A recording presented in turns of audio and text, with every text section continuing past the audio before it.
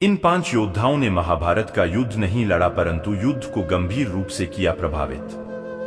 महाभारत में युद्ध में लगभग 45 लाख लोगों ने भाग लिया था।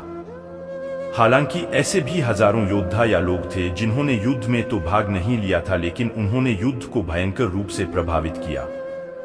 ऐसे ही 5 योद्धा थे जिन्होंने प्रत्यक्ष रूप से युद्ध नहीं लड़ा लेकिन युद्ध को अपने तरीके से प्रभावित किया। तो दोस्तों आइए जानते हैं वो कौन थे ऐसे 5 योद्धा। दोस्तों वीडियो को लास्ट तक देखें और साथ में वीडियो को लाइक और चैनल को सब्सक्राइब जरूर कर ले। तो मित्रों देर ना करते हुए चलते हैं वीडियो की ओर। नंबर 1 श्री कृष्ण। युद्ध में सभी हाथी और रथों के सारथियों में से बहुतों ने प्रत्यक्ष रूप से कभी युद्ध नहीं लड़ा। वे बस योद्धाओं के रथ या हाथी को चलाते रहे। उनमें से बहुत तो पहले ही मारे जाते थे जिनके स्थान पर दूसरे सारथी की नियुक्ति हो जाती थी। भगवान श्री कृष्ण अर्जुन के रथ के सारथी थे। कर्ण के सारथी शल्य थे। शल्य ने युद्ध में प्रत्यक्ष रूप से भूमिका निभाई परंतु श्री कृष्ण ने युद्ध में कभी हथियार नहीं उठाया और न ही उन्होंने किसी योद्धा का वध किया, फिर भी उन्होंने सबसे ज्यादा युद्ध को प्रभावित किया। नंबर 2 बर्बरीक। भीम पौत्र और घटोत्कच के पुत्र दानवीर बर्बरीक के लिए 3 बाण ही काफी थे जिसके बल पर वे कौरवों और पांडवों की पूरी सेना को समाप्त कर सकते थे। इसीलिए भगवान श्री कृष्ण ने दान में उसका शीश मांग लिया था। उसकी इच्छा थी कि वह महाभारत का युद्ध देखे, तो श्री कृष्ण ने उसको वरदान देकर उसका शीश एक जगह रखवा दिया जहां से उसने महाभारत का संपूर्ण युद्ध देखा।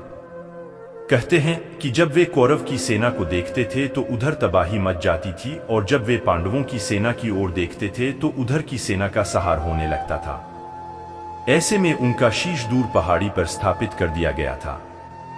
युद्ध की समाप्ति पर पांडवों में ही आपसी तनाव हुआ कि युद्ध में विजय का श्रेय किसको जाता है। इस पर कृष्ण ने उन्हें सुझाव दिया कि बर्बरीक का शीश संपूर्ण युद्ध का साक्षी है, अतः उससे बेहतर निर्णायक भला कौन हो सकता है। इसे पर बर्बरीक के शीश ने उत्तर दिया कि उन्हें तो युद्ध भूमि में चारों ओर सिर्फ श्री कृष्ण का सुदर्शन चक्र ही घूमता हुआ दिखाई दे रहा था जो कि शत्रु सेना को काट रहा था। महाकाली दुर्गा कृष्ण के आदेश पर शत्रु सेना के रक्त से भरे प्यालों का सेवन कर रही थी। नंबर 3 इंद्र। जब इंद्र को पता चला कि उनके पुत्र अर्जुन को कर्ण से बहुत बड़ा खतरा है तो वे श्री कृष्ण के पास पहुंचे। श्री कृष्ण ने उनको सलाह दी कि कर्ण बहुत ही बड़ा दानवीर है, आप उसके दान देने के समय पर ब्राह्मण के वेश में पहुंचकर उससे दान लेने का संकल्प कराने के बाद उससे कवच और कुंडल मांग ले। इंद्र ने ऐसा ही किया, लेकिन कवच कुंडल ले जाने के बाद आकाशवाणी हुई कि तुमने धोखे से कर्ण के कवच कुंडल ले लिए हैं, इसके बदले तुम्हें भी कुछ देना होगा, अन्यथा तुम्हारा यह रथ भूमि में ऐसा ही धंसा रहेगा और तुम भी धंस जाओगे। तब इंद्र ने वापस लौटकर कर्ण को अपना अमोघ अस्त्र देकर कहा कि इसे जिस पर भी चलाओगे वह निश्चित ही मारा जाएगा। यह अचूक है, लेकिन इसका उपयोग एक बार ही कर सकते हो।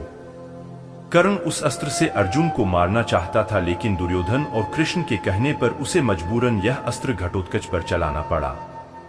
नंबर 4 हनुमान जी। भीम और हनुमान जी दोनों ही पवन पुत्र माने जाते हैं। भीम ने हनुमान जी की पूंछ उठाने के साहस किया था, लेकिन उनको क्षमा मांगना पड़ी थी। दूसरा हनुमान जी ने अर्जुन का भी घमंड चूर कर दिया था। बाद में श्री कृष्ण की युक्ति के अनुसार हनुमान जी से पांडवों ने जीत का आश्वासन ले लिया था। इसी के चलते वे युद्ध में अर्जुन के रथ के ऊपर ध्वज में विराजमान हो गए थे। हनुमान जी की शक्ति के चलते ही श्री कृष्ण का रथ युद्ध भूमि में टिका रहा और अप्रत्यक्ष रूप से अर्जुन की सहायता की थी। नंबर 5 युयुत्सु। कौरवों का सौतेला भाई जिसने युधिष्ठिर के समझाने पर युद्ध के एन वक्त पर कौरवों को छोड़कर पांडवों का साथ देने का निश्चय किया। अपने खेमे में आने के बाद युधिष्ठिर ने एक विशेष रणनीति के तहत युयुत्सु की योग्यता को देखते हुए उसे योद्धाओं के लिए हथियारों और रसद की आपूर्ति व्यवस्था का प्रबंध देखने के लिए नियुक्त किया। इस तरह कौरवों की सेना कमजोर हो गई थी, क्योंकि वे कौरवों की सेना और उसकी शक्ति का संपूर्ण ज्ञान रखते थे। जब युधिष्ठिर सशरीर स्वर्ग जाने लगे तब उन्होंने परीक्षित को राजा और युयुत्सु को उनका संरक्षक बना दिया था। वीडियो देखने के लिए धन्यवाद।